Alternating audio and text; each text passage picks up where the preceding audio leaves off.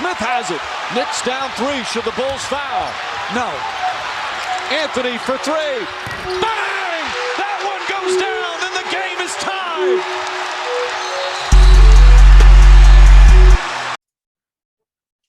All right, recording this 6/29, the 6th of August. Me and Nolan back on the pod. It's been a while since me and Nolan have collaborated on a podcast, but we're back and we're ready to talk about all everything that happened because free agency, the draft, a lot of exciting events happened in the NBA. First and foremost, the Knicks, man. The Knicks decided to bring back the band, bring back Alec Burks on a 3-year, $30 million deal. They also brought back Noel on a 3-year, $32 million deal. Also signed Evan Fournier on a monster 4 years, $78 million deal. Rose came back on a 3-year, 43, and then also they rewarded a prize possession over here at the Knicks. You know, Randall. They gave him a mega extension, 4 years, $117 million, and you know we don't pay him more than $30 million a year on that contract, which is amazing. Gives us a lot of flexibility for an all NBA player. Hopefully he gets to improve. And what's your thoughts on the Knicks free agency, Nolan? For free agency, I mean, you touched on all the major deals.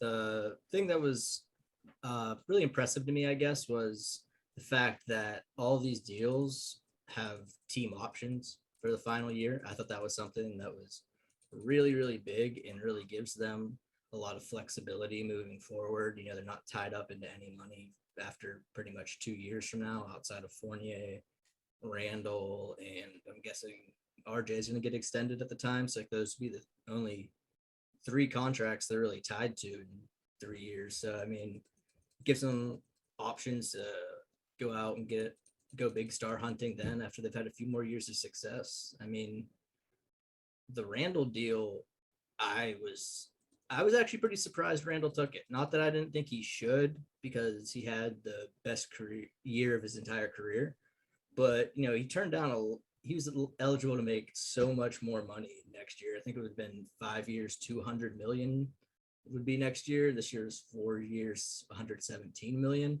Yeah. So I mean, that's cool. It's cool they gave him a player option on the deal on the last year. I'm sure that was kind of, you know, a sweetener to get him to sign that little discount too, which will give them again more flexibility and to build around him and the team. And I also saw that Randall has, kind of like he did in his first contract, he has incentive bonuses built in. So he gets a bonus if he makes like an all-star appearance, the all defensive team, and for every year he makes the playoffs. So he can make a little bit more money than that, but it keeps him, you know, like motivated to keep getting better, to build off that all-star season. And it's a good value for a player like that. I think he's going to be the 39th highest paid player in the league. So, I mean, that number, he's only going to get lower on that over the next 2 years as the salary cap goes up.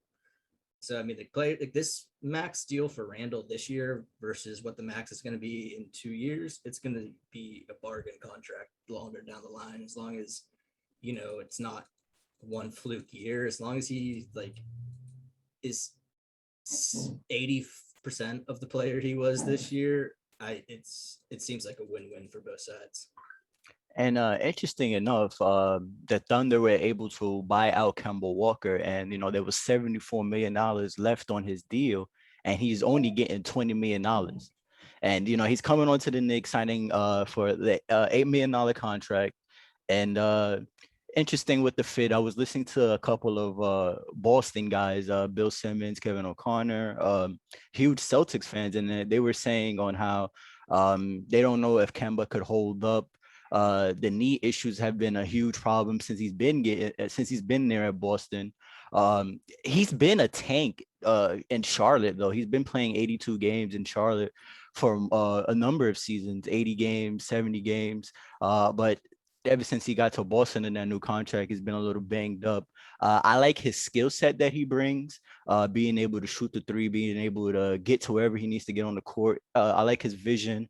Can be a little bit of a quote unquote ball hog or a nut, as they say, but can't lie, man. Splitting minutes between him and Derrick Rose, man, I gotta applaud Leon Rose. Keeps us flexible, like you said. The team options are incredible. Did not when the contracts first came up, Nick's Twitter was in a frenzy, man. Like I remember you were going off on guys like calm down, the Noel contract is good. And I agree with you, man. Like, come on, like he's a backup center and he could play good starter minutes for you as well. You saw what he did last year. Kept us a top 5 defense all year. And I think, RJ's development, I cannot wait to see what RJ produces on the court. If he's going to be like his other Duke wings, Tatum and Ingram, where in that third, fourth year, you really, really see the explosion and you really see, the perennial all-star in him. What's your thoughts, Nolan, with RJ coming into the next year? You see Drew Hanlon, he's working on shot creation and all that.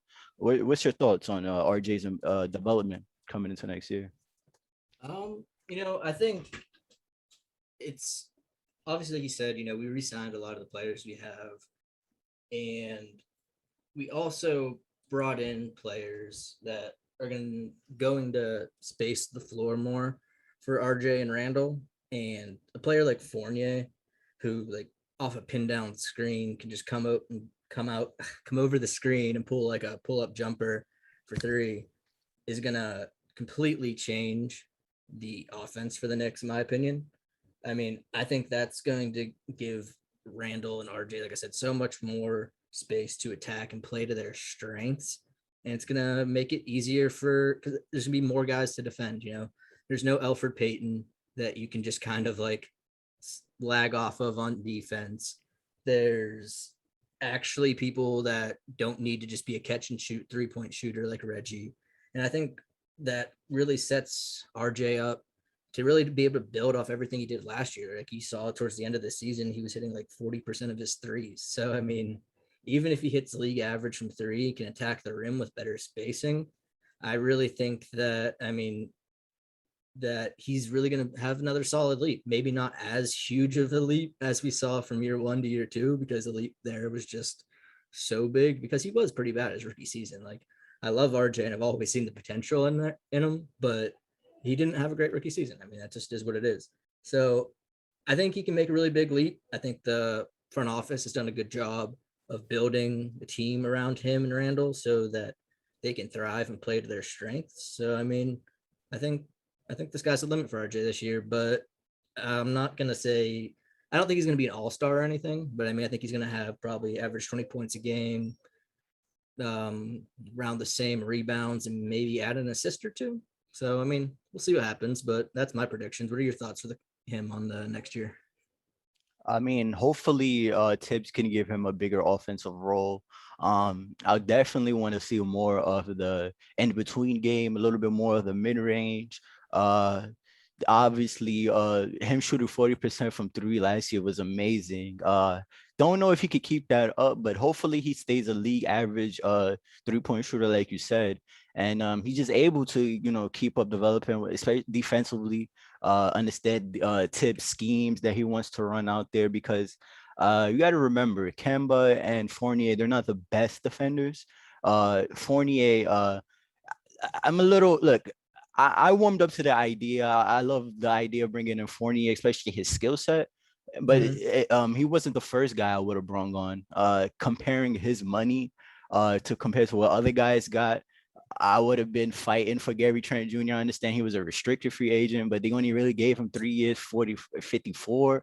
That's one guy I would have been fighting for. But that's just me nitpicking. I'm extremely excited to see Evan Fournier in a Knicks jersey. Especially since, he's pretty much a Reggie Bullock upgrade with the handle. I think that's going to be tremendous to RJ's game. Like you said, with Elfrid Payton, right, come on, we were playing 4 and 5 on offense, and we were constantly in a ditch, and I don't think we'll have that this year. Definitely will be a better team, but the East has gotten better too. The East have gotten better. Yeah, one thing I was actually going to say is I think this might be the first time in a long time that the East might even actually be better than the West top to bottom this year. Yeah. I mean, it's really close at bare minimum. It's probably the closest we've seen in recent years, which is really saying a lot, man. Like I said, a lot of players ended up coming over here, and some players left the West. I think the Nets, when healthy, are still the best team in the NBA. We have the defending champs in the Bucks. We still have Philly, Atlanta, the Heat, everybody, man. It's Yeah, gonna man. be. I think we got a lot better, with all these moves and everything. Like you said, I know you said who was it? Gary Trent Jr. that you said you would have rather had than. Yeah. I was Yeah. when he signed that deal, I was like, damn, like Mm. I wanted to get And a see, little bit of bidding I war with him. really do like Gary Trent Jr. But the only reason I like Fournier as a fit a little bit more is because I feel like Gary Trent Jr. He's not really great at He's a great catch and shoot 3-point shooter, but I never really see him like like a step back Oh, he has three. a bag. Oh, he has a bag. Oh, Really, I Gary mean, Trent Jr. has a maybe bag. I've seen a decent bit of him and everything. I don't know. I think Fournier's skill set fits our team needs just a little bit more. But yeah, I mean, he's definitely a good player. Like you said, you're really splitting hairs when it comes down to that. Yeah. Cannot be mad with the moves. Like you said, the East is super deep. Man, like I can't remember last time I've watched the NBA, and the East is as maybe even more deep than the West. There's always been at least 4 to 5 extremely shitty teams on the East. Us being one of them. But man, I cannot wait for this season to start. Transitioning, I wanted to speak about the Bulls because the Bulls had a busy offseason as we expected here at the corner three. We in previous pods we had predicted that they're gonna go big fish hunting this offseason and try to spend as much cap space as they can. They had signed Lonzo to a 4-year, $84 million deal. Gave DeMar DeRozan 3 years, $85 million. Caruso with the 4-year, $37 million. Bringing in new guys, bringing in more talent. As far as the DeMar DeRozan thing, I like it. I can't lie, man. I can't lie. I do think him and Zach LaVine could play together. With Vucevic able to stretch the floor, the DeMar DeRozan really became a way better playmaker. Then so you're able to kind of play Zach LaVine more of that Devin Booker style. Uh, give him a little bit more opportunity to play a little bit more ISO ball, give him a little opportunity to get easier buckets.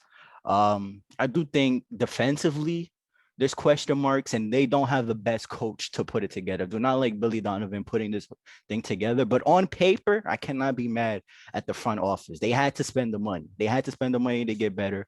Lonzo Ball being their point guard, I think it fits well because he's not your traditional point guard, and he's able to play off of ball handlers like Zach LaVine and DeMar DeRozan. 2 years of shooting above 30 league average, shooting above league average over the 3-point percent. So I don't know. I like what they did on paper. Defensively, we know they're going to be a train wreck defensively, but offensively, they're going to be fun to watch. I gotta watch them on League Pass, Nolan. I gotta watch them on League Pass. What's your thoughts, man? Um, I'm not quite as high on the Bulls as you are. I mean, obviously, I think like we touched on, I think defense number one is going to be their biggest issue. There's not really one plus defender. DeMar's getting older, and he's not the defender he used to be.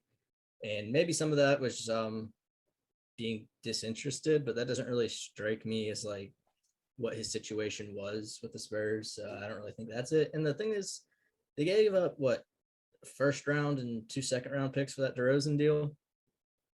uh, I believe it was a sign and trade with the yeah, Spurs. it was some type of sign and trade. I don't remember. I don't believe they gave a first rounder though. I don't think. I thought they did for some reason, but No, if they did, regardless, whoa. yeah, Whoa. we'll check that after the pod. But I don't know. I'm really worried about the spacing. I don't think Lonzo is a great 3-point shooter, especially like you said with the Knicks, shot creation. And yeah, you have plenty of that with Zach LaVine, but outside of that, I really don't know who's gonna be like getting a lot of buckets for you. I mean, Vucevic is solid. He can score, but he's not, and he can hit threes. He can space the floor for you, but I mean, I don't know what his career percentage is. I'd assume it's lower than league average from three. But I mean, I just don't really know how that fit works. Does Kobe White still start? Does he start? Does Lonzo play your shooting guard and then Levine's your small forward? I think, I mean, speculation. I think what they run is Lonzo, you run DeMar and Zach LaVine at the wings. Then at your five, Ooch. who do you, yeah, at your five at Vooch, and then whoever you want at your four, you could fill in there, a shooter or whatever. But I think it's important to recognize how they got Kobe White and Patrick Williams off the bench too, developing under those guys, which is not the worst thing in the world. I'm not high on Kobe White or anything like that, but I do think his preferred role is the bench. If you do want to get the maximum out of Kobe White, it probably is some type of bench role coming off, giving him the green light to score. We got to see what Patrick Williams becomes, but I don't know, man. Looking up and down at this roster, I can't be mad, bro. If you're a Bulls fan, I mean, if you're a Bulls fan, the Bulls were in a position with Zach LaVine coming up as a free agent that they had to show him that they were going to compete and try to build around him and bring in talent. So, I mean, they were kind of hamstrung in what they could do. This wasn't a crazy free agent class. There weren't like tons of stars out there, even plenty of options for them to get. And there definitely weren't any cheap options that were going to, really sway the mind of Zach LaVine or players like that. So, I mean, I get why they did what they did, but after giving up everything they did for the Vooch trade to begin with, and then giving up stuff for the DeRozan sign and trade, and I think like some people are still mad about the Randall contract, and at the end of Randall's contract, he's going to be younger than DeMar DeRozan is now. Like it makes no sense to me that, I mean, it makes sense, but the last few years of that contract, I think, are going to be really tough on them. And maybe LaVine signs an extension by then and, all's good. But I don't know. Where do you have them in the East? Like where 1 through 10? man, they're probably around where we were at, like around that 6, 7, 5 ish spot. Like I think, I don't know. There's a lot of good teams, man. I mean, obviously like the Nets, Bucks, Heat, Philly, Sixers, Philly, those are the top Hawks. 4 consensus, and the Hawks. Those are the 5 teams that I could comfortably say that. So that means best case scenario, there's 6. Yeah, Right? best case scenario, I see them as a 6 seed. Yeah. And I still think the Knicks are a little bit better than them personally. I mean, I'm obviously biased there. I think if the Celtics do sign Schroeder, they're right there with them about the same level, just because Tatum he's a special player. Yeah. As long as you have like competent point guard and like Schroeder's not someone who really demands the ball a lot, I think he'd actually be a really good fit for them, especially given like Celtics haven't really done anything this offseason. So I mean, depressing as a Celtics fan, right? Yeah, I mean, I think the long term thoughts for Celtics right now is you're hoping Bradley Beal wants out, and that's the move you make at that point. It's either as a free agent or like he demands a trade there. Hey, man. But I mean, going back to the Bulls, I mean, I don't know. I really like what the Wizards did too. Like, I like the Hornets team. I like the Pacers. Like, there's some, like we said, the East is really good. So, I mean, they could finish as high as 6. I could see them dropping out of the top 10 too. Like, yeah, I could see that. I could see them having a disastrous season too. But I'm just a little bit more optimistic of them. Like you said, it's gonna be fun to watch it play out. It'll be fun to watch on League Pass and just see how it goes. But from the outside looking in, like I'm sure if I was a fan, I would talk myself into it because what else do you do? Yeah. But I don't know. I felt like they could have done something more, a little similar to the Knicks, where they bring in people to improve and show LaVine that you're serious, but you don't pay old players to long, expensive deals like DeRozan. So I don't know. I mean, like I said, kind of nitpicking once you get past 6 in the East, it could kind of, all those teams are kind of in the same little group there. Yeah. transitioning over to another team that did a lot of movement in the East, the Heat. So the Heat were the winner of the Kyle Lowry sweepstakes, able to sign Lowry for a 3-year, $90 million deal. Crazy. And then they re-signed Duncan Robinson to a 5-year, $90 million deal. Got And then they PJ were, Tucker. yeah, they were also to sign wings, PJ Tucker, Morris, the other Morris twin. So it's they retooled, they rebuilt. They also signed back Victor Oladipo. They still got Tyler Hero. They added some pieces. I still don't think they're better than the Nets, Bucks, but No, I don't either. And I think as much as it makes sense for Lowry to want to go to the Heat, kind of like you said, I still don't really think they're better than the Nets or Bucks right now. Maybe the Bucks. I think stealing PJ Tucker away from them is a big swing. And just because PJ Tucker ended up being, I thought he was washed after Houston, honestly, because he just looked like disinterested when on those Houston teams towards the end. But I mean, you saw in the playoffs is the effect he had on the game. So I mean, I think that I think that the Heat got DeRozan, but I don't think not DeRozan, Lowry. But I think Lowry actually would have made a bigger impact if he would have went to the Sixers. I think they just need a player like that more. Whereas like the Heat, like, you already have Jimmy Butler to like get you a bucket when you need it, and the Sixers really don't have a guy like that. But I don't know. A lot of Sixers fans didn't want to pay him that money either, which is understandable at that age. So I mean, the Heat are going to be probably, yeah. I have them third in my list between Bucks and the Sixers, but I wouldn't be surprised. I mean, they were in the finals 2 years ago. They definitely got better. So we'll see what happens. sure. And they pretty much like canceled themselves out of like the Bradley Beal sweepstakes, the Zach Levine thing. They spent a lot of money this offseason. Well, Uh, yeah, I mean, you got to right now. They're just trying to get. They have this one. Jimmy Butler just signed that extension. They gotta like win now while they still have Jimmy. do you think Kyle Lowry is a big like improvement from Gordon Dragic? Because Oh, a lot of absolutely. people, I mean, a lot of people say offensively you're not really getting better, but maybe defensively, leadership wise. I've heard there's not a huge, especially right now in this stage of Kyle Lowry's career, there's a huge difference between the both of them. What you I think? I think Dragic is older and more banged up. I think Lowry's going to be there more consistently and like be more reliable over the course of the season. I think that he's a better defender. You see him like constantly taking charges and everything like that. He's just like you said, he's a great leader, and not that like Miami is a team that's like void of leadership. He's like Jimmy Butler and Pat Riley, Spoelstra, all these dudes, but like I just really think that I mean you can't say that Goran Dragic like he's Goran Dragic got his player option picked up for what like 18 million or something like that. Yeah.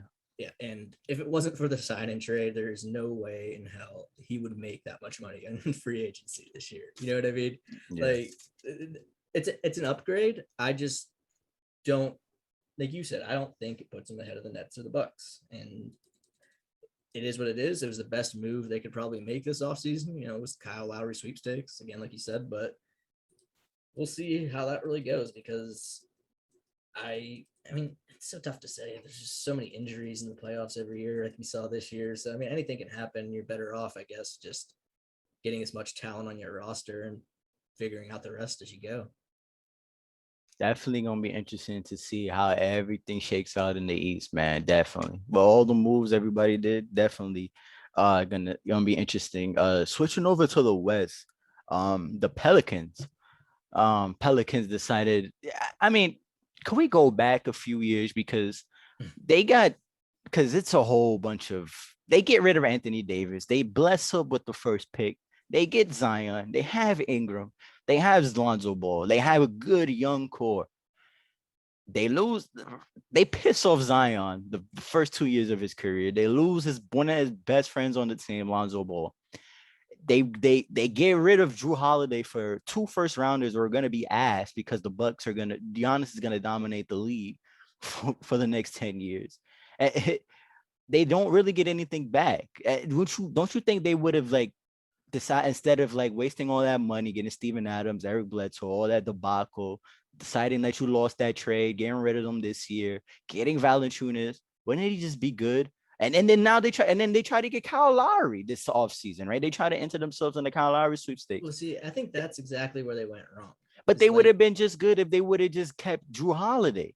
I agree with you, but see, the thing is, like this offseason, the thing that doesn't make sense to me is they know that Zion and Brandon Ingram have both publicly said they want Lonzo to stay, right? You already know that Zion is frustrated with the direction of the franchise.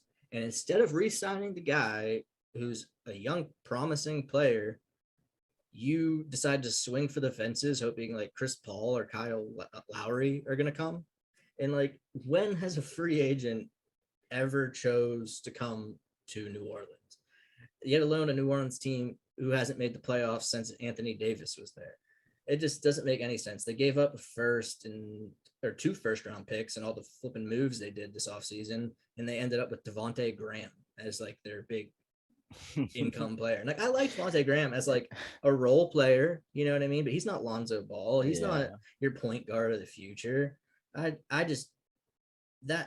have them listed as my absolute biggest loser of the offseason because I just don't understand a single thing they did. I'm confused, and now they got my man Valanciunas is gonna look terrible alongside Zion. They're gonna make him look terrible.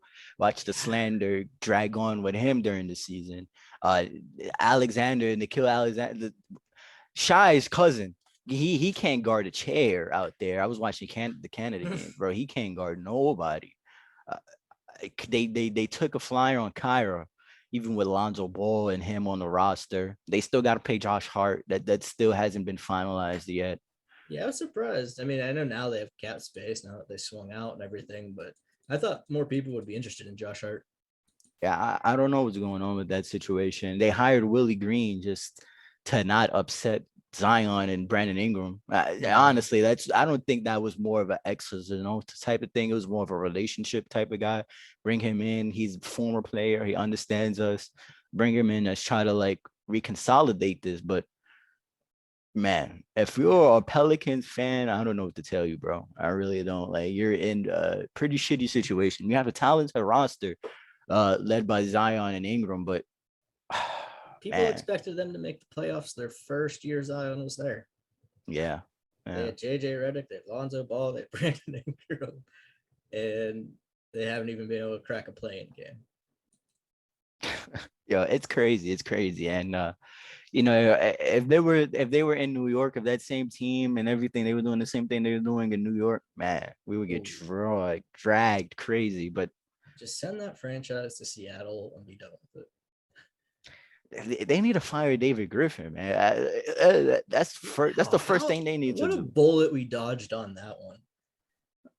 He was interested in coming over here, right? Yeah, but Dolan wouldn't give him full control, so he said, "I don't want to come then," and that ended up being, I guess, an awesome decision in retrospect. And he gets a lot of credibility because of those LeBron years or whatever, but it's like, it's LeBron, man. It's Come LeBron, on. You had Brock Aller there doing all the cap stuff. I mean, I guess, yeah, you were there and like you won with them. But I mean, I don't know, if you're a Cleveland fan and you draft LeBron James and they tell you after all those years you walk away with one title, you can't tell me you're not disappointed in that. Exactly. And man, as far as next year, do you see the Pelicans making the play-in playoffs? How do you feel? No, I think they got worse. Yeah. I think they got worse. Even with a Zion and Ingram jump, I don't know. So I mean, like, how much more of a jump is Zion gonna make? Like, he had a great year last year. You know what I mean? Yeah. I mean, Brandon Ingram's really good too, but I don't know. I mean, they could surprise me. I mean, maybe Devontae Graham makes a leap. I think he's a little too small to be like a starting point guard on a playoff team, but I mean, still. And remember, they took Jackson Hayes, who's also a terrible fit next to Zion. So I don't know what's going on, man. I don't know what's going That's on with what I that said, man. I roster, don't man. understand a single move. I feel like I would be 10 times better, man, running that team than him. I don't It'd get be it. hard to be worse at this point. Yeah. Transitioning to another team out west. The Lakers, man. The Lakers decided to change their roster and just man, just big news, big news. Decided to trade for Westbrook, giving them Harold, KCP, Kuzma. They finally got rid of Kuzma. Laker Nation decided to reveal how they really felt about Kuzma the past few years on Twitter. That was hilarious I've to never seen see. a more like him and Kelly Oubre are probably the two most like overhyped players of all time. Yeah, for sure. I mean, the Kelly Oubre thing has kind of slowed down since he Well, left yeah, Phoenix, but yeah. the Kuzma hype train has been insane since his summer league breakout. Remember that? Mm-hmm. Yeah, but yeah, man, they got rid of all that. They brung in Westbrook to play with AD and LeBron. They also brung in Malik Monk On the minimum. on the minimum. They also brought back Howard, who I really wanted on the Knicks. But Noel, welcome. Yeah, I'll Uh, take Noel over Dwight Howard's like goofiness. yeah, just yeah. on mentality and like culture fit. Ellington, we seen what Ellington could do with the Knicks. Can light it up at times. Yeah, Trevor Ariza. For a reason. And Kendrick Nunn, my guy. Kendrick Yeah, Nunn, able to hopefully find a fit on the Lakers. But how do you feel, man? Because we're both Westbrook fans, right? Yeah, we're yeah, both yeah. Westbrook fans. We love it. We love the approach to the game. But I don't know about the fit. He can't shoot. LeBron, he's not the most reliable shooter. AD, that he can hit the 3-point shot, but he shoots below 30% for his career. Um, they still got that big man. They still got the big man and Marcus Gasol, Dwight Howard. They still got that. I don't know, man. I don't know how much time can they Malik Monk, Ellington, and all those guys to really have a huge impact on the shooting. What do you think, Nolan? I think the Lakers had an incredible offseason, obviously. I mean, like obviously, like bringing in that many players is just that many like players with name recognition, like Hall of Famers. Like if you would have told me in like 2013, I saw this tweeted somewhere. It was like if Westbrook, Dwight Howard, Carmelo Anthony, LeBron James, and Anthony Davis could all be on the same roster at one point. Like I don't think there's words in like the English language that could like Yeah. get me to comprehend that. I get your concern about Westbrook and his shooting ability, but I also think that I'm trying to think of it in like it's kind of an oversimplification, but I think back to the Heat and where Westbrook, I envision playing more of like a Dwayne Wade type role, where he's like really attacking the basket, kind of playing off ball. And I think a lot of the offense is still going to run through LeBron.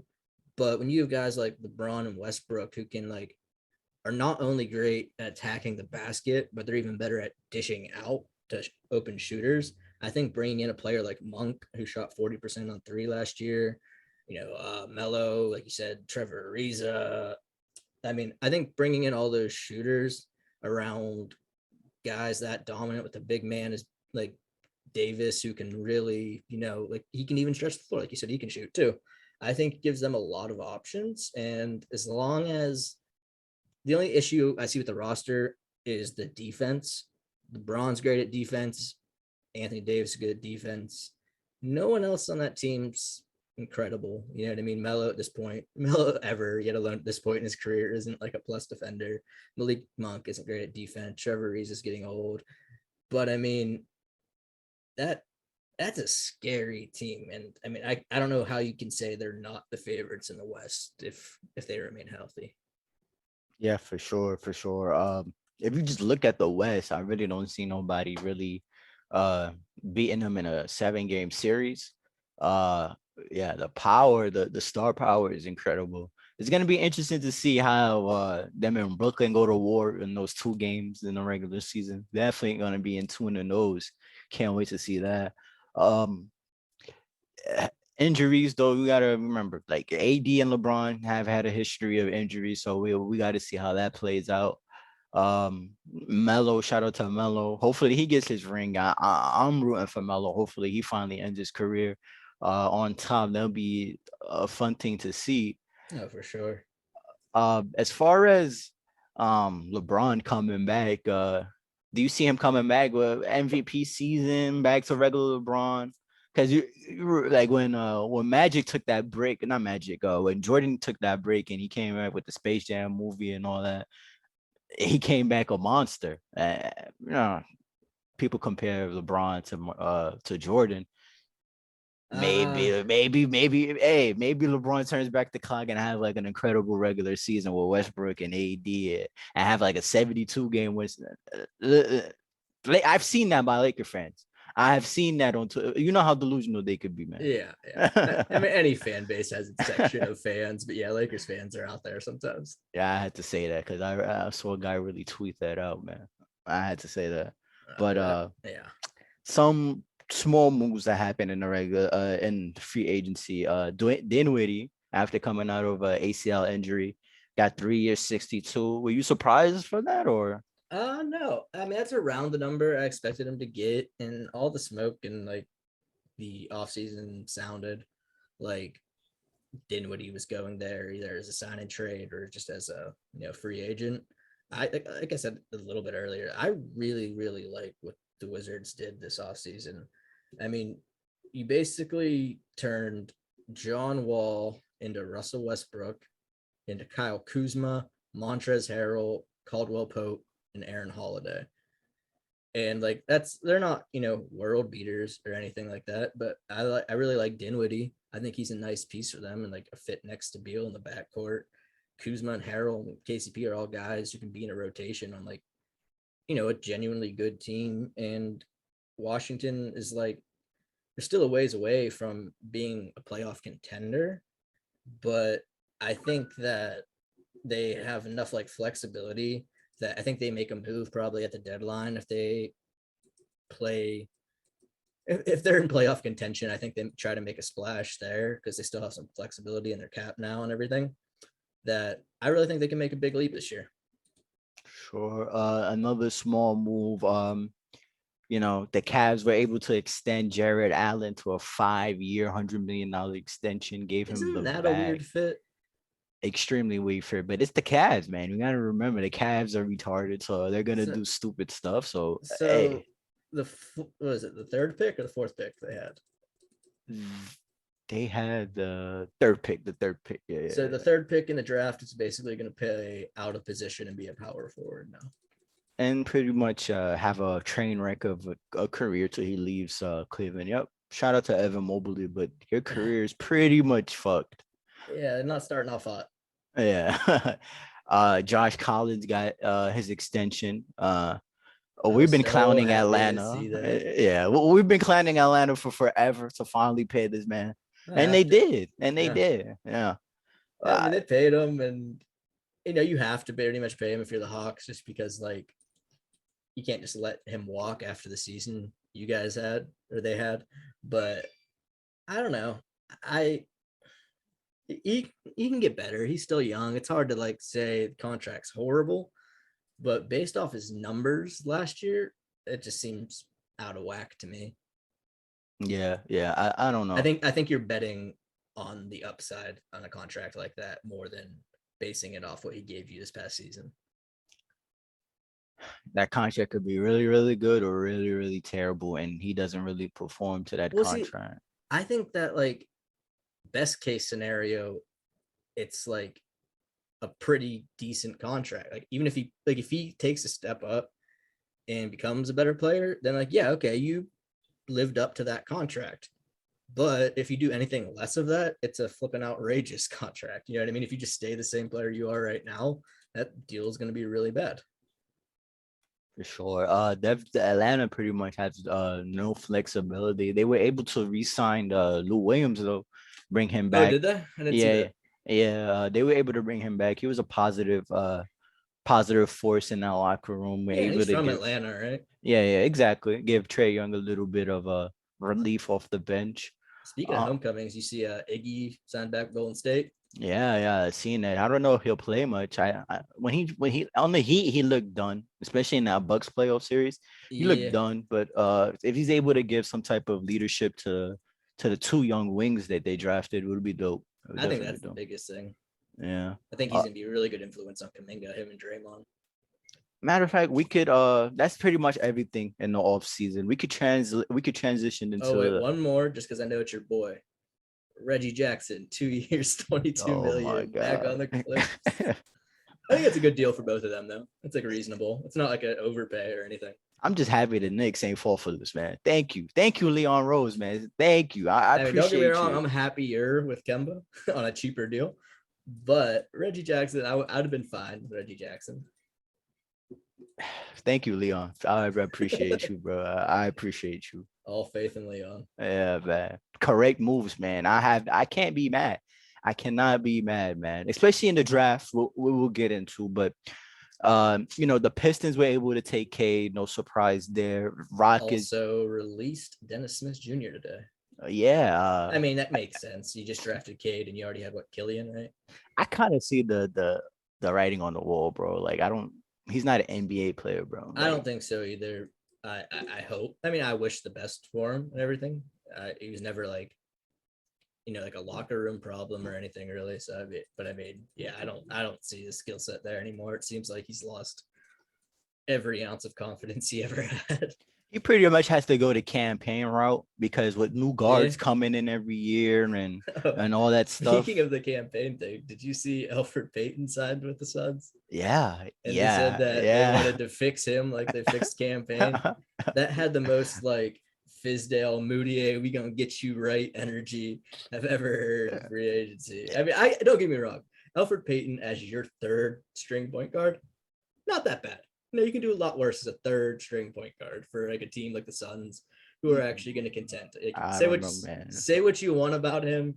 He started almost every game for us this year. I'm not saying he was a positive, but when you're the Suns and Chris Paul's like, he's getting up there, and you don't know exactly what campaign is. I understand it. I wouldn't be excited about it, but I don't know. It's better than bringing in some like I don't know. Actually, no. Maybe a no name guy would be better. Maybe you could. I guarantee he gets cut before like playoffs and stuff. Like he won't be on that play. He won't be on the final playoff roster. I don't think so. Probably not. I don't think so. But getting back to the draft, talking about garbage players, man. Reggie Jackson, Dennis Smith Jr. Man, those guys don't deserve to be in the NBA. Nolan. Reggie Jackson. I mean. Oh, come on. You can't tell me Reggie Jackson doesn't. Reggie Jackson is cool, you but can't put him and Dennis Smith Jr. the same let me stop. But yeah, I'm not a big fan of none of those guys, man. I'm really not. I'm surprised. Reggie Jackson got paid though, like and the Clippers and the Clippers a year. And the Clippers, they're going to be in a little bit of a down year because of Kawhi's situation. So, hey, it is what it is, and it's a tradable contract. So, hey. And they just need a guy like that on the team. You know what I mean? They don't have Rondo. I don't know what Rondo's situation is. Yeah. I don't know. I'm assuming he has like 1 year left because I haven't heard anything about like free agency or anything like that. Because I'm pretty sure he signed a 2-year deal last offseason after winning a chip off the Lakers. Right. Yeah. But like, I don't know. Everybody kept saying last year, like, oh, all the Clippers need is like a playmaking guard. I was like, I don't think that's actually right. Like, you have, when healthy, Kawhi Leonard and Paul George can create their own shot, but you just need guys that can knock down threes around you. You know what I mean? You need almost like an off-ball type point guard, and that's where I think Reggie Jackson is, because he's more of a combo guard. He's a scoring guard, and I think he fits that roster well. Whatever you say, Nolan. Whatever you say, man. Hey. Man, but all right. So the Pistons were able to draft Cade. No surprise there. Rockets were able to get Jalen Green. We were just talking about the Cavs and the Evan Mobley situation. We were talking about last time me and Nolan were on the pod. We were, debating if the Raptors should take Suggs or Scotty Barnes. I was on the Barnes. You were in the Suggs route. Still am. I think they did the right move, man. I think Scotty Barnes, being his skill set, especially his skill set, he's more of a Draymond Green-ish type of player. He has great vision, able to defend multiple positions. Okay, but like I've heard that comparison. It's like the first comparison everybody always says Draymond Green and stuff. But like, how many Draymond Greens are there in the league? Like, I mean, there's only one Who could do the player. same type of stuff that they? I mean, him, Simmons, like they could do the same type of stuff, everything. Yeah, I don't know. I don't know. I love Suggs as a prospect. I think I just think the athletic, like the athleticism that he brings is just on a different scale. Maybe it's just seeing Florida State guys that are always big, tall, and athletic and never seem to score points. Like that's part of why I don't like him. But he just never really popped to me, and I don't have a lot of faith in his offensive game like developing. But he can prove me wrong. Oh yeah. Worst players have gotten better in the league and looked good. So I mean, right now, his offense is definitely questionable, but I like those type of players. The Draymond Green, the Kyle Andersons, I the like him. Ben I Simmons. just don't know if I like him like third or fourth in the draft or whatever that was. Yeah, I can understand your point. I definitely can. The Do you you know, think you think that means they're trading Siakam? I don't think they do that unless they see how Scotty Barnes comes along and how does OG Anunoby takes another leap. I don't think they just I seen those rumors. I don't think they go ahead and trade him. I don't think they're looking to trade him right now. I don't think they're gonna run it with the squad they have and see what's up because they still have a competitive roster going forward. Yeah, they signed my boy what's his flipping this? Justin Champagny from Pitt. Oh yeah, your boy. Two-way Yeah. contract, baby. That's the Yeah. new power forward. Forget this kid. he's gonna take his spot in training Oh, camp. you wait. Hopefully your boy gets a shot over there at Toronto. The Fingers Magic, crossed. fingers crossed. The Magic are able to get Jalen Suggs. I don't know about that fit. They have like a million guards. I think Fultz is done. You think so? Yeah, I mean you don't make that draft pick if you have faith in Fultz. They're so similar. You know what I mean? And like Yeah. style. I I mean, would. I'm sure they'll give him some playing time and like see what they have in them this year because I don't think they're a playoff team this year or anything. But I don't know what his contract situation is. I'm assuming there's probably like one more year left on it. But I don't know. I just think if you draft him, you probably don't re-sign Fultz unless he like really, really leaps out. And it's getting kind of late for that. Yeah. It's definitely a lot of questions in their backcourt. I was surprised when they took Snugs. I kind of expected him to drop a little bit long. When I saw the board start to shape out, but hey, the Magic decided they couldn't pass on his talent. The Thunder were able to draft Josh Giddey at 6. I like You that fit. Oh, you like that for you wasn't a big fan of his game coming into the I'm you not had a a lot big of question marks. I do. I still do, but I really think the fit with him and Shea is going to be like a lethal combo, like together. I think they both bring out probably the best in each other's games. I'm really interested to see that fit play out. Definitely. I like Josh Giddey's game a lot. He's very versatile. Other Yeah, than that, I mean, yeah, it's a player like that really fits what the Thunder are doing because they're doing like a patient, long-term rebuild right now, and I don't know if Giddey's going to have a great first year, but I think if you give him the time and like minutes to learn and grow, that he can be definitely like a really good player. for sure. Definitely interesting to see how he plays with him, Poku, Shy, Dort. Yeah, the Thunder are collecting a few guys. The Warriors. We've been talking about the Warriors off season for forever. They were after the draft. My favorite wing, Jonathan Kuminga, and then at 14 draft your favorite wing at Moses Moody. What do you think about their draft going I forward, man? I think as far as like a draft could have went where they're picked, like having those picks, you probably got the most talent you could out of those two picks. That being said, I think if you're a Warriors fan, you're a little disappointed that you weren't able to turn those two picks into another star to come with Steph and Clay. Um, there's still time for that to happen. You know, the Ben Simmons situation's fluid. Dame could demand a trade. Beal could demand a trade any day. But as far as like young core and good, like with good players on it already, they have, I mean, their young core is as good as half of these rebuilding teams. You know what I mean? Yeah. So, I mean, it's interesting because Steph Curry just re-signed for all that money. We'll see what Clay looks like this year. I have faith that by playoff time he'll be pretty much back to himself. Like he's not, like we've talked about before, he's not a guy that really relies a lot on his athleticism.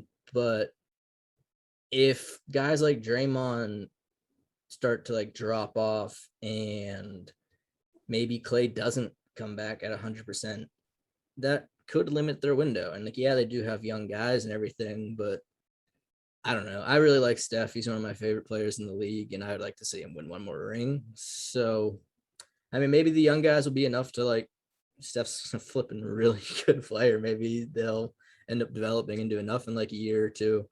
But I'd like to see them get another star. What do you think about what do you think about Golden State, their draft, and just overall their like projection for next year?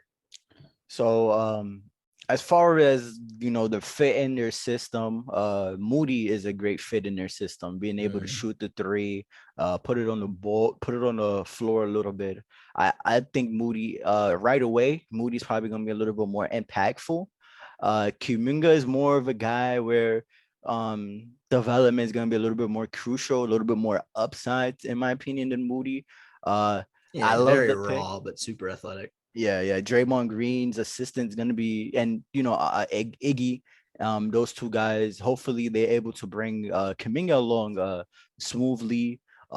Their development and their success is gonna be pivotal because I think as fast as they could come along and contribute, because their skill set, man, if they're able to contribute to high level basketball, something that maybe Cam Johnson, the Suns, got young guys who are able to come in. I know they're a little bit younger, but guys that are able to come in and contribute with Steph, with Clay. Yeah, it's gonna be interesting. The West is always deep as it is every year, but gonna be interesting to see how they play out. I still think they're a little bit better than they were last year. Gonna see how Clay comes back, but Well, yeah, that's the biggest thing is what Clay looks like. Because I mean, that's such a huge addition to your team. That was one play in, like 1 point out of beating the Lakers into the playoffs. You know what I mean? yeah. So I mean, I don't know if Clay comes back even like 75% of himself. I feel really good about them making the playoffs at least. Interesting to see they wasn't able to move anything. I don't think no big names is really, That's the out thing, there. and Yeah. I think it's kind of part of like the mindset the Knicks had too. Is like, if Bradley Beal wants to stay in Washington, he seems like he's happy with the moves they made. If and Dame hasn't demanded a trade yet, it's like Kyle Lowry wasn't going to come here. It's like, what else do you do? And that's why I was getting angry at fans for reacting to the deals on Nick's side because like, who did you expect us to sign? Who would Yeah. you rather have us sign? And like, Yeah. at what price are you okay with having those people? Would you, I don't know, with this team, with our team, I wouldn't have rather had Lonzo and DeRozan. No. I think that would have been horrible. Yeah. I, I don't know, but yeah. Yeah. It's interesting. It's interesting. Definitely. See what Clay does. That's definitely the big what if. Mm, Definitely a league pass team we gotta watch. At 8, the Magic were able to draft Franz Wagner. I don't like what the Magic did this draft. I think Wagner is a role player at best, maybe a starter. But drafting at number 8, they passed up on Book Night, like they passed up on Moody, Kitspur. They passed up on a lot of yeah, guys. Kispert, I thought was who they were going to go with there. Yeah, they passed up on a lot of guys. He's going to be a good team defender, be able to maybe give you 8 to 12 points a game, maybe in his prime. I don't see a lot coming from this kid. I mean, just a solid rotational guy, to be honest. I don't like what the Magic did, making their backcourt situation a little bit more sticky. And with the way I don't like that. What are your thoughts on that? With him? I like Suggs.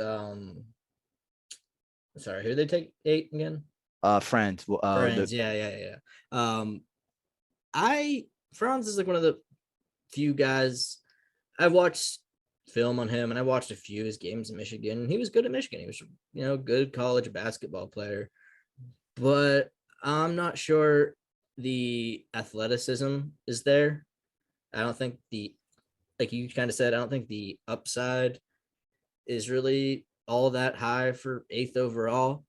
Don't get me wrong. If you can come out with the 8th overall pick and him become a solid role player, maybe he's like a better Doug McDermott. You know what I mean? Yeah, Use like another white guy as an example. Yeah, I mean that's a good comparison though. Like that type of fit, Yeah, and like I think he can be better than that, and like maybe like a more efficient version of that, and he's a little more physical than that, which is all points to why he was drafted higher. But I still think at 8, I would have went a different direction. But I mean, I don't think he's an all-star. I think he's starter rotation level type player, or will be.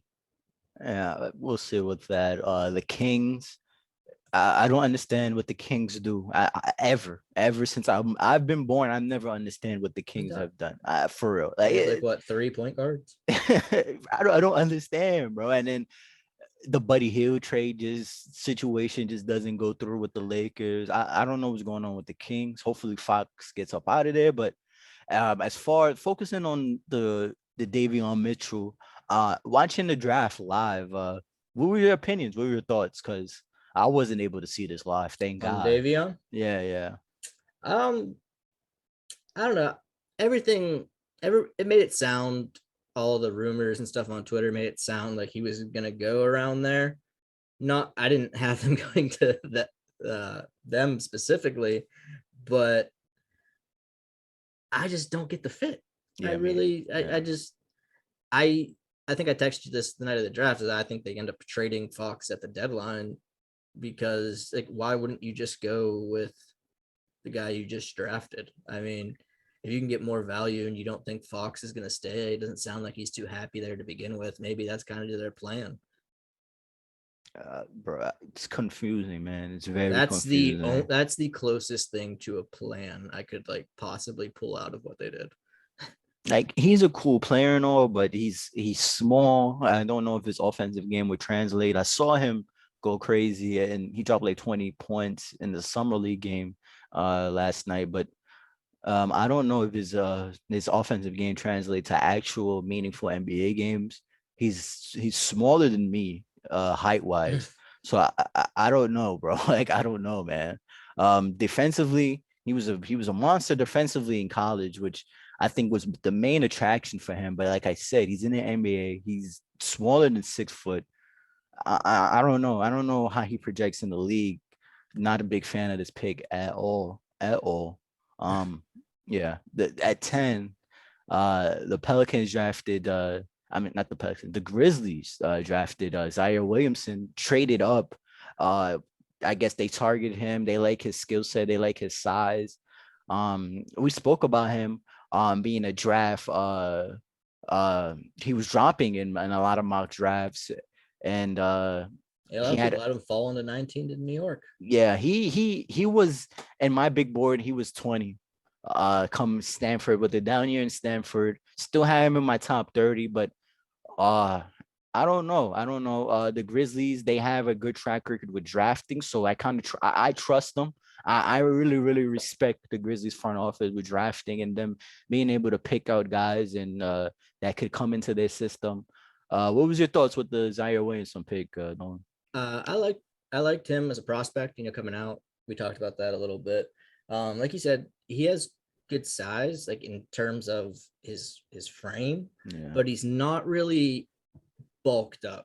And that's going to be the biggest problem for him, is that he's kind of scrawny right now. And that's why I think a lot of drafts or mock drafts had him falling a little bit.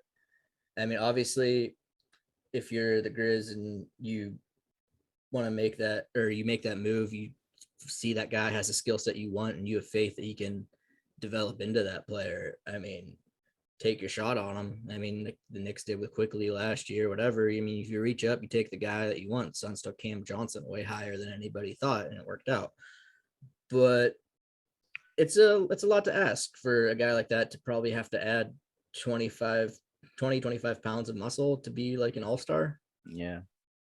Basically. But I like the skill set. You know what I mean? He has all the talent in the world. I mean, I don't know much about like his work ethic or anything like that. Like I haven't really looked into it that much. But I mean, like you said, Memphis has a good track record of doing that type of players and like developing them. So I have faith that they can make something work with him. Yeah. I could see the skill set. I could see what they saw and be like, okay, we could bring him into our system, develop him. Maybe he could be somebody. I see what they see. Definitely. And I think like I think he has a fairly safe floor. Yeah. Too. Like yeah. I think like worst case scenario, he's like what, like Harrison Barnes maybe. Yeah. Right. Based on his skill set. Yeah. And you can do a lot worse than that at 10. Definitely. See Kevin Knox and Frank Ntilikina. Yeah, man, those guys' future are in question, man. Are in question. Yeah. Definitely.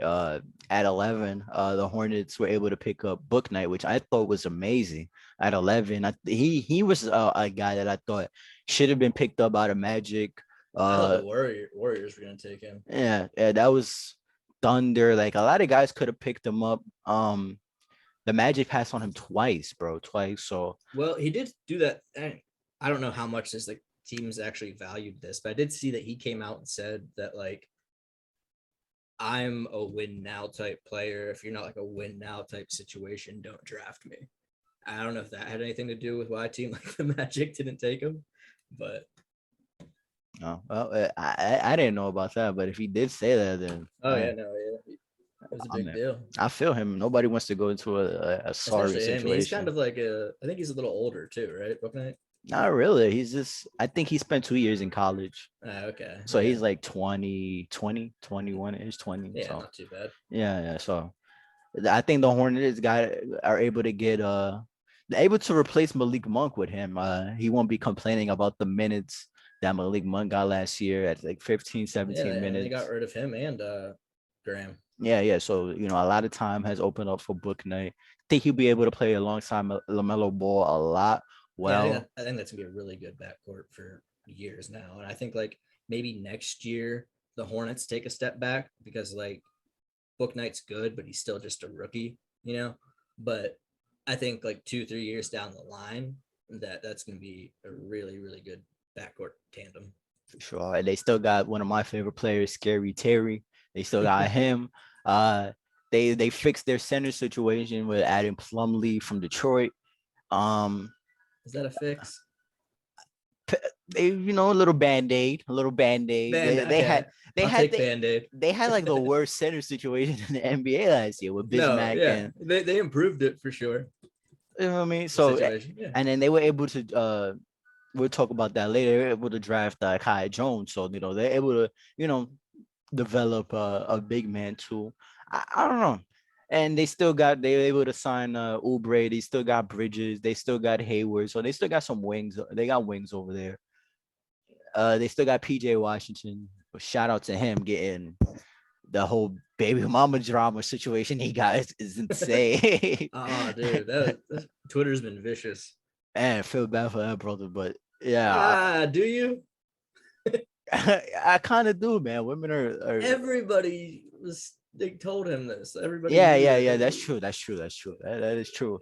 This is what they teach you, like in your rookie convention thing they have, where they teach you like things to do, things to avoid. Yeah, man. But I remember when Derrick Rose was in that court case. The rape. I remember, the woman tried saying something about, he flushed the condom because he knew it wasn't consensual and didn't want proof. And like they showed like a slide from the rookie symposium where it literally like instructs players to do that. Yeah, man. It's just so funny. I think the reason why I feel bad for PJ Washington is because it's kind of like, I guarantee you, like, no, like before he, developed into an NBA player, no girls were like giving him attention. Like, he was focused on his craft. Like, nobody really cared about him until, like, it's weird for a guy to get that type of attention, especially from, that type of caliber of a woman. And Well, he got trapped, man. And it's sad, bro, because he it doesn't is have no sad. experience in that realm. It's different if somebody has experience in that realm, but he's like a 3-year college kid, focused on making it to the NBA, and he got And suckered. I even saw like some tweets that were saying that like she was going to his games while he was still in college and stuff. Yeah, That's like man. predator shit. That's like grooming a flipping 18-year-old boy to like have a kid with down like, years down the road. And this is not a new thing too, man. I Oh know we no. just got off. We started talking about PJ Washington, but this is not a new thing, man. Not for NBA players, not for entertainers, rappers, singers, whatever. This is not a new thing, man, and it's crazy, bro. It's crazy. Happens to the best of us. Yeah, man. But back to the draft. Back to the draft. But Yeah. the Hornets. I like what they did for LaMelo Ball's second year. Gonna be interesting to see if he takes a leap. LiAngelo Ball is actually on their summer league team, which is man, I'm going to watch that. I can't wait to watch that. Summer league is definitely a huge topic that we're going to speak on the next pod. See all these young guys, see how they look. But yeah, that's definitely one thing. The Spurs were able to draft Josh Primo, which is he wasn't even on my top 30 board. I thought he'd be a second round draft pick. That I was by far the biggest surprise of the draft for and, me. and the only skill set that he really, really has, a true NBA skill set, is his shooting. He came off the bench at Alabama, averaged about 8 points, he shot the ball pretty well, but that's really his true skill set at this point. What's your thoughts on this draft pick, man?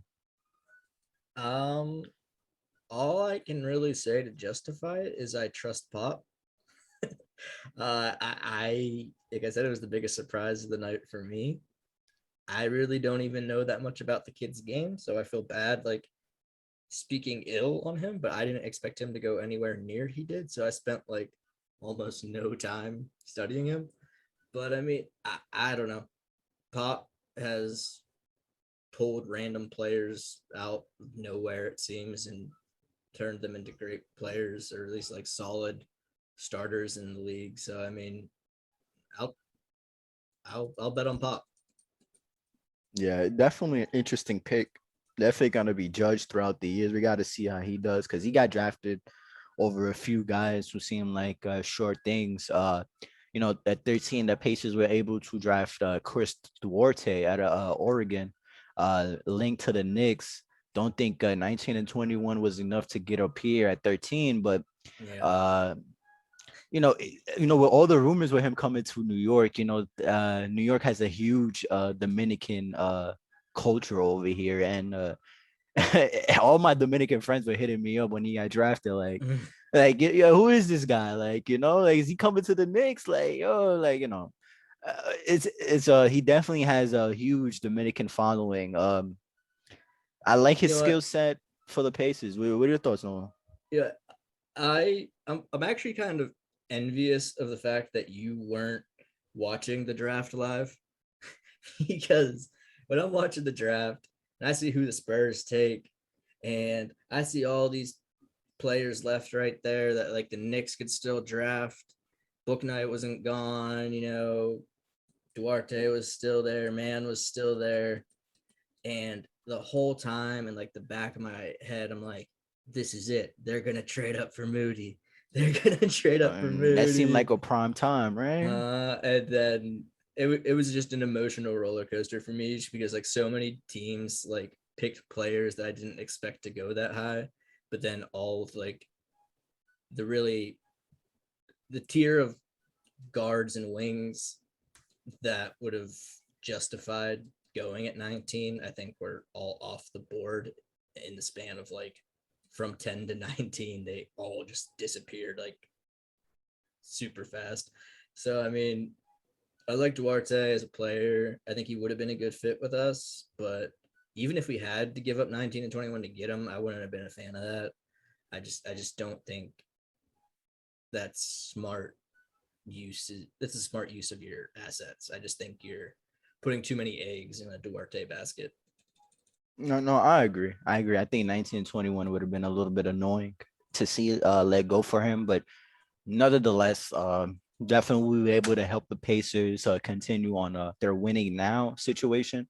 Yeah, But I really think Rick Carlisle is going to get some solid play out of that team this year. yeah, for sure. I'm not as high as I saw you were on them, but Oh, I don't even have him in my top 10, but I thought was it you or somebody else on Twitter? I saw. I was talking about them today with some people. Yeah, I was asking what people thought, and some people were saying that they were like the sixth best team, and I was like, I don't know about all that. I could see them maybe being, like we said earlier, I could see them maybe being like the sixth best team, but that's like the highest I would say for them.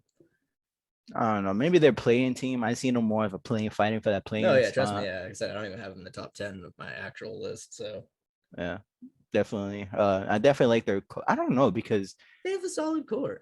yeah. They do. Miles Turner, you got some bonus. You got what's his name? TJ Warren coming back, who isn't going to be bubble TJ Warren, but he's still not a bad player. Levert.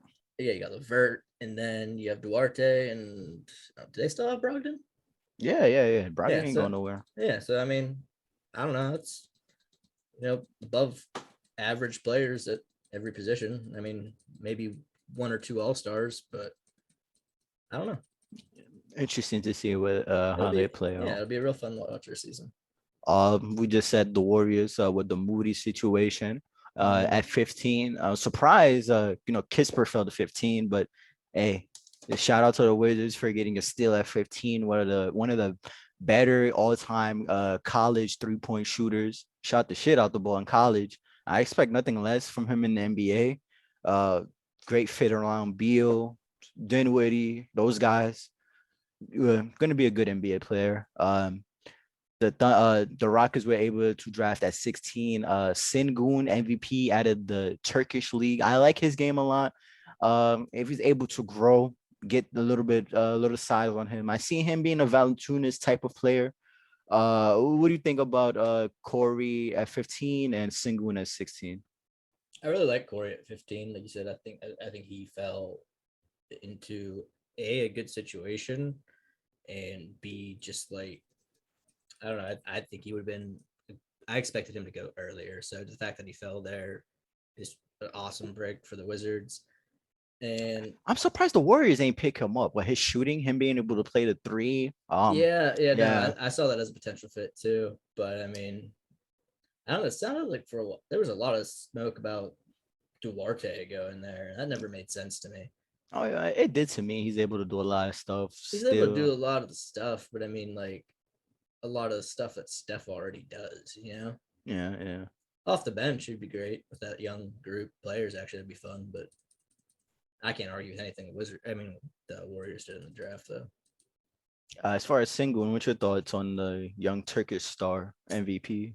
I think he'll be solid. Again, one of the players that I probably should have watched more film on, but I mean, everybody seems really high on him. He fell a lot lower than I thought he was going to go to. So I think it's a solid fit, and really it was a big need for that team. So I mean, I think you drafted for a need, and you got a player at that draft position whose value it was a good value for that position. Sengun is a huge analytical darling at Nick's Twitter for Uh-huh. Yeah, I know that much. yeah. So yeah, like a lot of the draft nerds, they love his game. They love the statistics and everything that he brings on the court. That a solid developmental piece for the Rockets going forward, definitely. Yeah, I like the Rockets young core right now. At 17, the Pelicans, due to the Grizzly trade, were able to draft Trey Murphy, man. I thought this was an amazing draft pick for them. Able to play perfectly alongside Zion and Ingram. I really wanted this guy on the team. He was 2 picks away, which is, man, I like him at 6'9", being able to defend multiple positions. Definitely was a good pickup. What was your thoughts on Trey Murphy? He was on our radar, on the Knicks radar, I guess. What was your opinion? I like Trey Murphy, but the fit seems a little weird to me.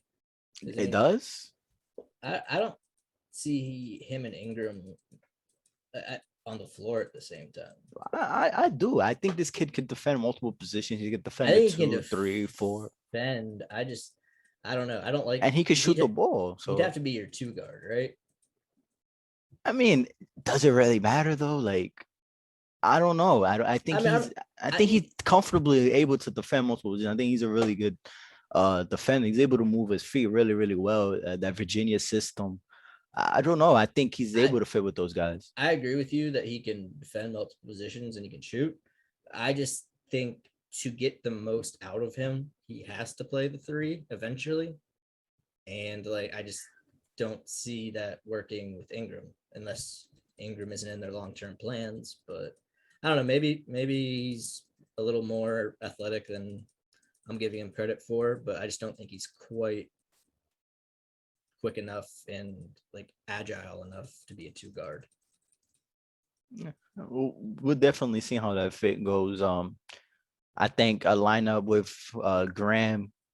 If you throw those 3 guys out there, Trey Murphy, Zion, Ingram, however you want to do it with the wings, and then you throw Valanciunas out there, you could do some things. You could do some things.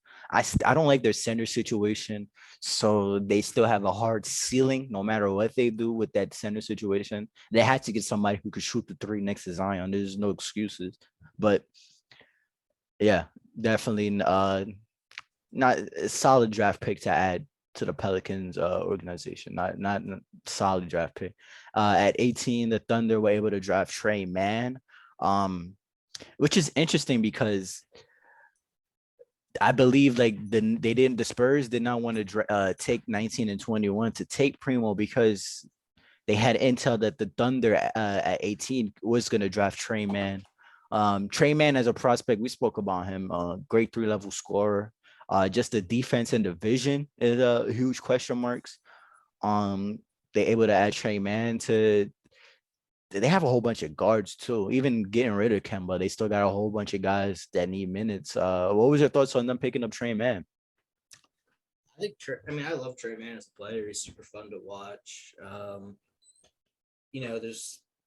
He's a combo guard. He's a scoring guard, and he's gonna be able to put up buckets for you. I think it's just kind of how well he can develop as like a passer and like secondary skills that are gonna determine how successful he is in the pros. I like the fit though, and I was hoping Trey Mann would drop to 19, but I don't know. I mean, I think he's a decent fit for that roster.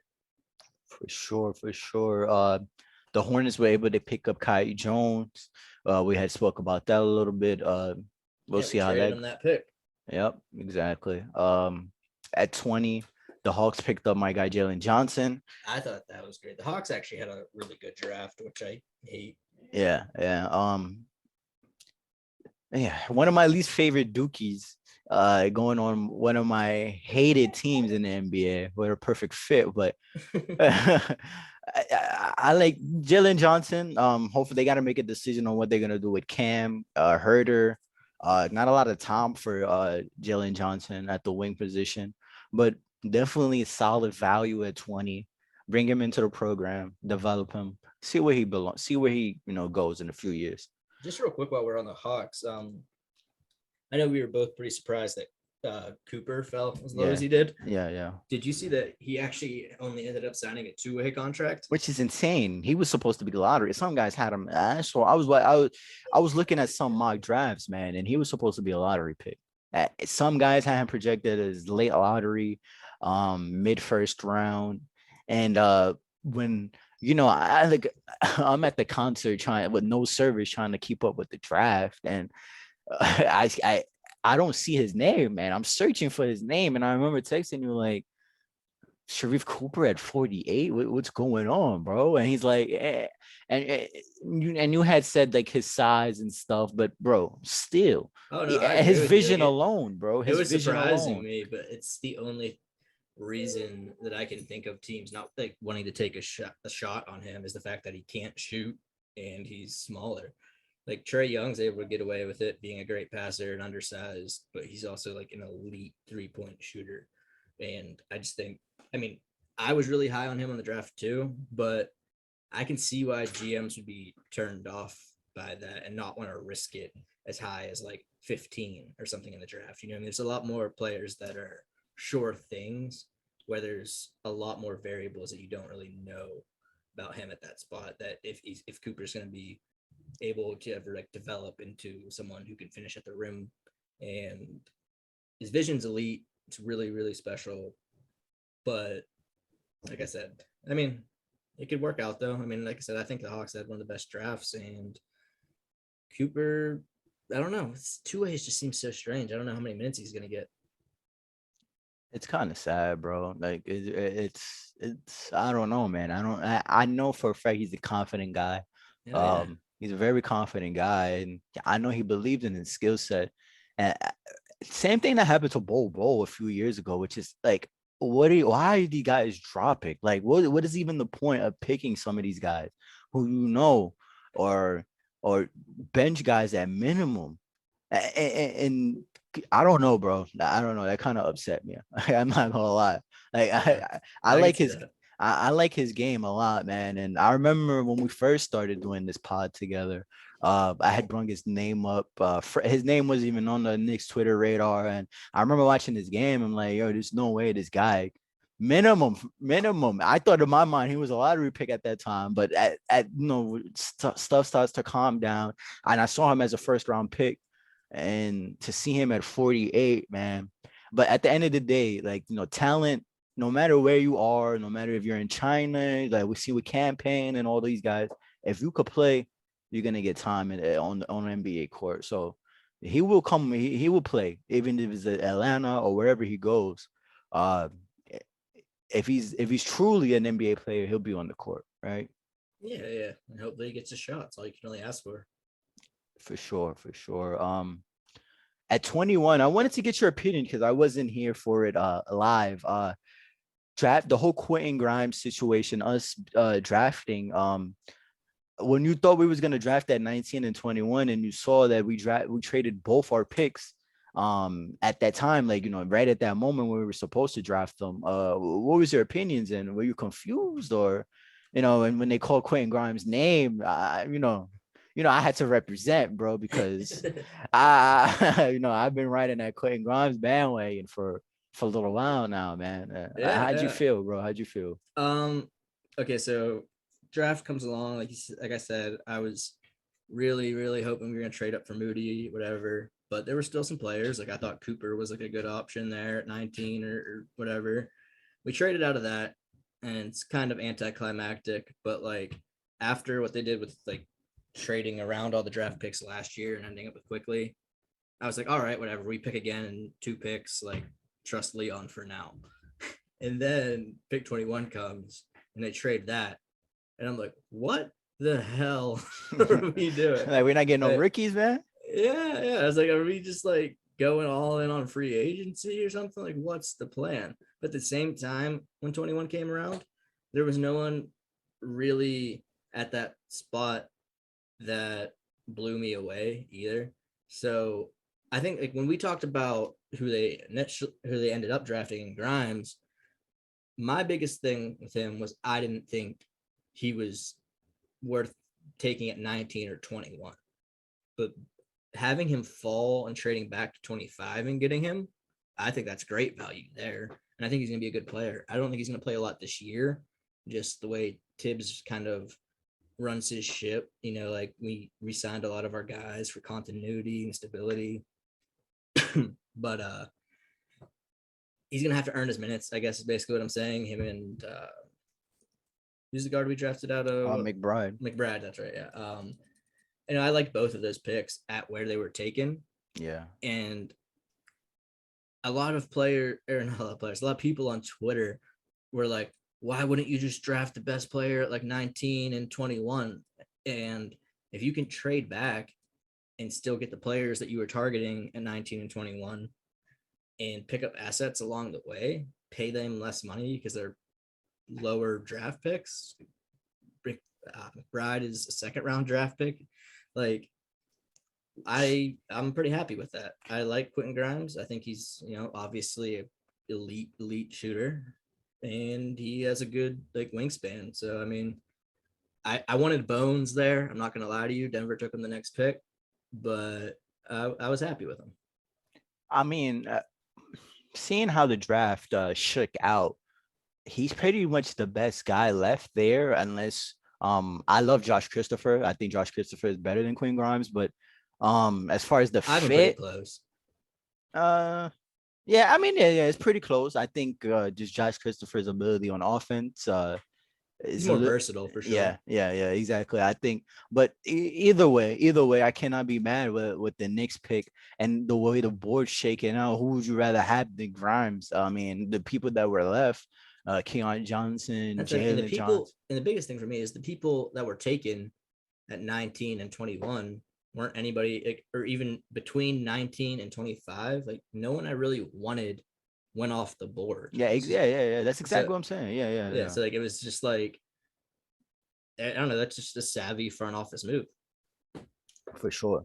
Definitely I cannot complain the way it shook out and the guy we ended up with. I think you're right about Quentin Grimes. I don't think he'll be able to play right away, especially with the signings we had. He'll definitely be playing behind Fournier, Burks, definitely be playing behind those guys. But definitely in the future, definitely a piece with his skill set defensively. Definitely a guy that you want to have underneath the program. Maybe stuff opens up with injuries because it's a long season, 82 games. Yeah, I mean, we saw last year, if you're a rookie and you can play well, like, you'll play. Like, Quickly played minutes. Obi played as he got better throughout the year. He earned minutes in the playoffs. So I mean, like, if you work and you play defense, which McBride definitely does, then Tibbs will give you a shot out there whenever he sees the opportunity to do so. But in the regular season, he's gonna also ride his starters pretty hard. So I mean, it just doesn't leave a ton of minutes for developing players like that. But I also think that being able to develop those players like that you take in later first round or early second round, giving them like a situation where they're not being asked to do too much right away is like the ideal situation too. Definitely. The Rockets were able to pick up Gruba, European defensive guy. People compare him to Serge Ibaka. Definitely a developmental piece for the Rockets bring into their program. They also, with the next pick, they were able to take Josh Christopher. The Rockets got a whole lot of athletic with Christopher Gruba and Jalen Green. Remember, they still got Kevin Porter. They still got Cam the Martin's son, he's a freak athletically. Remember, they still got Christian Wood, so they're an extremely athletic team. Josh Christopher and Jalen Green pretty much ran LA high school basketball since like their sophomore year. So definitely some chemistry there. Definitely the Rockets saw that. It was like, all right, let's bring in these guys. Don't know what that means for Kevin Porter. I don't know if all three of those guys could play together, but definitely interesting to see how that plays out for the Rockets. Bones Highland went 26 with the Nuggets. I thought that was a good draft pick for them. Great Especially fit too. especially with Murray being out. He's still gonna be. I don't think he'll be ready opening night. So, bringing another guy helps their spacing. Guy that can knock down shots. Definitely. The Nets got the scorer out of LSU, Cam Thomas. I mean, he'll be able to come off the Nets bench and attempt to light it up. Not really my favorite prospect in the draft. I seen guys criticizing the Knicks, talking about why they didn't pick him up. Thank God Leon doesn't listen to those guys, because it was not a really big fan of his game, efficiency wise. But I could see why the Nets wanted to pick him up, and be interesting to see how that goes. The Nets had just while we're on the topic of the Nets, they signed Patty Mills to that 2-year, $12 million Yeah, I deal. like that. Yeah, that's a low key, like probably my biggest underrated acquisition of the offseason so far. Yeah, for sure. Patty's definitely a solid vet out there. Yeah, I mean he's lethal from like three, and like we know from watching Kyrie his entire career that he's gonna miss games. So he's a guy that can like actually step in and fill some of those point guard minutes whenever you need him to. But he's even better off the ball. So even when everyone's healthy, he'll still have like a pretty big role in the offense. I think. Sure, for sure. Hey, can you give me Definitely. 1 second? I'm watching my brother's dog and she's like whining. I'm gonna Yeah, let her yeah. out real quick. I'll be right back. I wanted to speak a little bit of the second round, guys. Isaiah Todd, G League Ignite guy. A lot of people don't know about Isaiah Todd, was part of that unit with Kaminga, Deshaun Nix, Jalen Green. Isaiah Todd, highly recruited in high school. What came off the bench in that G League squad didn't really get to show a lot of his potential, but I think he's a sleeper in the second round. The Wizards were able to pick him up. As far as the Knicks picking up McBride, kind of face palmed a little bit because Jason Preston was still on the board out of Ohio. Big fan of his game. But hey, McBride at 36, can't complain. What was your thoughts, man? I was happy because we just at that point, free agency hadn't started or anything like that. And I was like, we just need to come out of this draft with a flipping point guard at some point. You know what I mean? Because Elf wasn't coming back and Rose couldn't play that. He can't start. And I didn't have faith in just like handing a starting job to Vildoza. But McBride, he goes to West Virginia, and I hate West Virginia because I'm a Pitt fan, but he plays great defense and he can hit some threes. So I mean, those are hitting threes is something, like creating your own shot off the dribble is something we desperately needed. And he can defend at a very high level, which is something Tibbs loves. There were a lot of reports that Tibbs really liked him coming out of the draft or going into the draft. I mean, so I was happy, especially at the place we picked him. Yeah, I mean, definitely versatile guy. Definitely see him as a backup. I don't know if he's a starter. Didn't imagine the Knicks would pick him up while I was going through this draft. We also got to pick up Roku's, however you say his name, Roku's, Something like that. something like that. He'll be on the summer league squad though. Yeah, I'm excited to see that. Yeah, definitely. Bummed that we're not going to get to see Knox. Yo, that was probably some of the like some of the saddest news I've seen. Yeah, I feel bad for the dude. Yeah. Can't catch a break, man. Can't catch a break, bro. Like I was really was. I mean, every year I'm excited for Knox. I can't lie. I really wanted this guy to succeed in our jersey, bro, because it's been a while since we drafted guys dating back to Frank with Knox. I had a lot of sentimental value with these guys, but bro, like I don't know. I don't know what's his future looking like with the Knicks unless he really pops in some in training camp and in preseason. I don't know, bro. I don't know what's his future. He probably just gonna ride the bench for Yeah. the following year, right? Yeah, I mean, I'd assume so. I mean, he has Kentucky and CAA connections, so like he has that going for him, but that's obviously not enough on its own. Um, I don't know. Yeah, I mean, I'd like to see him play in the summer league just to like boost his trade value, just so if somebody would take a chance on him, maybe someone still will. But behind Randall and Obi, the minutes aren't there for him here. He's not getting the opportunity here. And I just think both parties will be better off going separate ways. Unfortunately, man. Unfortunately. Yeah, no, I mean, like I said, Knox is super young. He can still figure it out. Julius Randle wasn't exactly amazing up until this past season. So, I mean, like, it happens. It's rare, but I really do think that all the athleticism and like pre-draft reasons that you wanted or you would have drafted Knox for, a lot of it's still there. I mean, the biggest disappointment is that he just can't really seem to attack the rim well. He always throws up these like awkward looking floaters where he just kind of like throws the ball at the backboard. I don't know. But maybe I just remember him in the first summer league that first year just slamming on people, and I was so hyped for him. I don't think that was the most excited I've been for a summer league player in a really long time. And to see that he was still even on a summer league roster this year is super disheartening.